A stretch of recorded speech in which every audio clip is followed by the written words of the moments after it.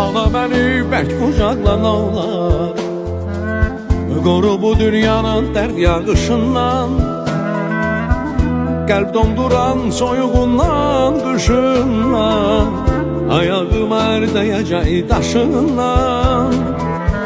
Ana məni bərk qucaqla nə olar, mən qorxuram insanların kinindən, üzdə təmiz içindəki kirindən.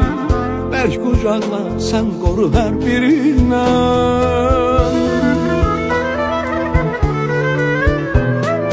Sənin qollarında sevgi yetişir, sənin qollarında dünya dəyişir.